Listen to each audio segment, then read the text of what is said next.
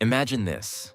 It's Friday evening, your phone buzzes with a group chat invitation, someone's throwing a party, everyone's going to be there, and your first instinct isn't excitement. It's relief when you realize you have a perfectly valid excuse to stay home. You picture yourself on your couch, maybe with a book, maybe just staring at the ceiling thinking about absolutely nothing, and that sounds infinitely more appealing than small talk with 20 people you barely know. If that scenario resonates with you, if you've ever felt a little guilty for preferring your own company, or wondered if something was wrong with you because solitude feels like oxygen rather than punishment, then I need you to stay with me here. Because what I'm about to share might completely change how you see yourself. Society has this strange relationship with people who enjoy being alone. We celebrate the extrovert, the life of the party, the networker who collects contacts like stamps. Meanwhile, the person who chooses solitude gets labeled as antisocial, weird, maybe even a little broken. But here's the thing, and this is where psychology gets fascinating. People who genuinely enjoy their own company aren't avoiding life. They're often experiencing it more deeply than anyone around them. And they share some truly remarkable traits that science is only beginning to fully appreciate. Let me tell you about a study that shifted how researchers think about solitude. Psychologists at the University of Buffalo conducted research in 2017 that distinguished between different motivations for being alone. They found that people who seek solitude for positive reasons, not out of fear or social anxiety, but because they genuinely value that quiet space, showed higher levels of creativity and lower levels of depression. This was groundbreaking because it challenged the assumption that wanting to be alone was inherently problematic. The key wasn't the solitude itself, it was why someone sought it. So what makes these solitude seekers different? What's actually happening in their minds? One of the most striking traits is something researchers call a rich inner world. Think of your mind like a house. For some people, that house has a few rooms. They're comfortable, functional, and most of the interesting stuff happens outside on the street with other people. But for those who genuinely enjoy solitude, that inner house is a mansion. There are libraries filled with thoughts they've never shared, gardens of ideas they're still cultivating, entire wings dedicated to memories, philosophical questions, creative projects.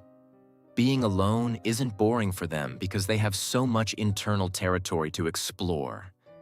Their relationship with themselves is genuinely engaging. This connects to something psychologists call the need for cognition, which is essentially your brain's appetite for thinking.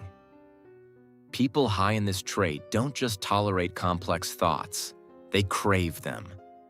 They'll turn a simple observation into a 20-minute mental exploration of its implications. You know that person who gets quiet at dinner because they're suddenly contemplating whether free will actually exists? That's the need for cognition in action. And here's what's beautiful about it. This trait is strongly linked to creativity and problem-solving abilities. That quiet person in the corner isn't checked out of life. They're processing it at a depth that requires concentration. But let's go deeper, because there's something even more interesting happening neurologically. Research using brain imaging has shown that people who prefer solitude often have heightened activity in the prefrontal cortex, the region responsible for planning, decision-making, and what neuroscientists call executive function. Their brains are essentially running more sophisticated operations, which requires more energy and, crucially, more downtime. Social interaction, while valuable, is cognitively expensive for everyone, but especially for those whose brains are already working over time. Solitude isn't laziness for these people, it's maintenance. It's plugging in to recharge a device that's doing a lot of heavy computational lifting. Now here's where it gets really counterintuitive.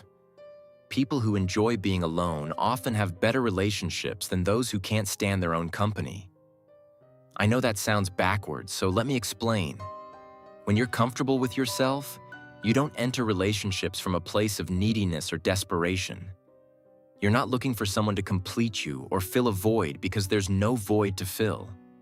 This psychological wholeness means you can actually choose relationships based on genuine connection rather than fear of being alone. You're more selective, yes, but the connections you do form tend to be deeper and more authentic.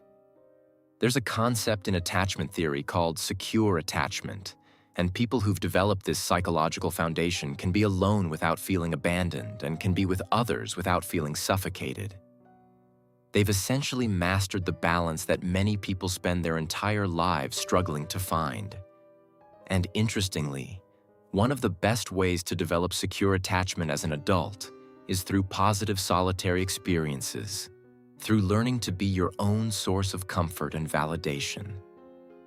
Another fascinating trait shared by people who embrace solitude is what psychologists call internal locus of control. This is the belief that you're the primary driver of your own life, that your choices and actions determine your outcomes rather than external forces or other people. When you spend time alone, you're forced to make decisions without external input. You learn to trust your own judgment.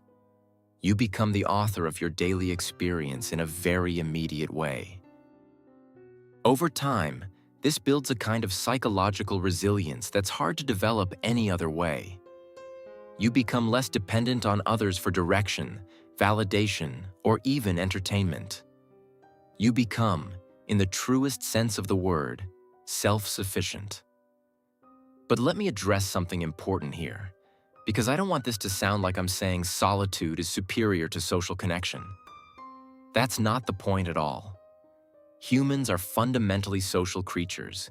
We need connection to thrive. The research is overwhelming on this. Chronic loneliness is genuinely harmful to both mental and physical health. The distinction I'm making is between loneliness and solitude. They look similar from the outside, but psychologically, they're completely different experiences. Loneliness is the pain of unwanted isolation. Solitude is the peace of chosen aloneness. One depletes you, the other restores you. And people who enjoy being alone have learned to access that restorative state intentionally.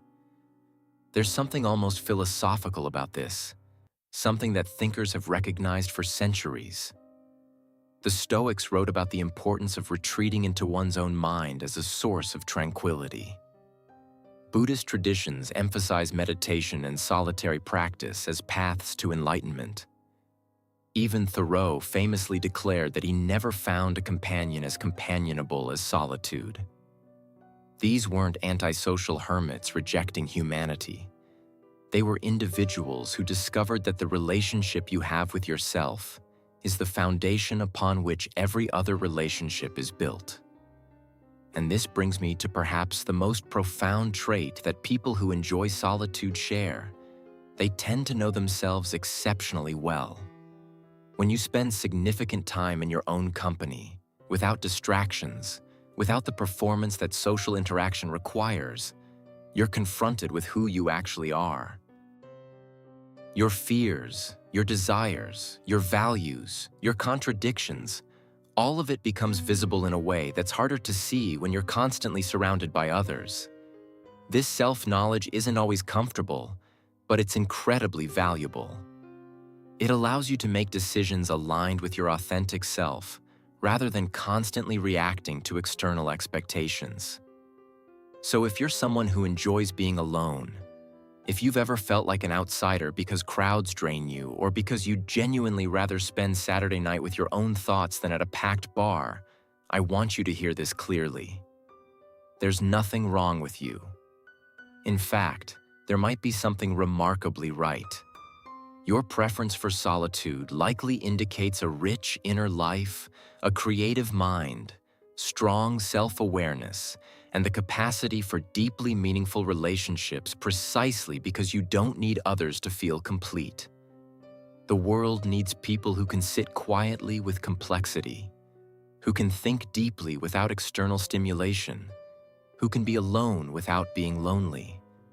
In an age of constant connectivity and endless distraction, the ability to be present with yourself is becoming increasingly rare and increasingly valuable. So the next time you feel that pull toward solitude, don't fight it.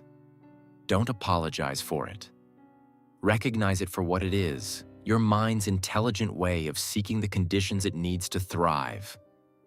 And if this resonated with you, if something here made you feel a little more understood, I'd genuinely love to hear your thoughts in the comments. What does solitude give you that nothing else can? And if you want to explore more about how your mind works and what makes you who you are, stick around, because we're just getting started.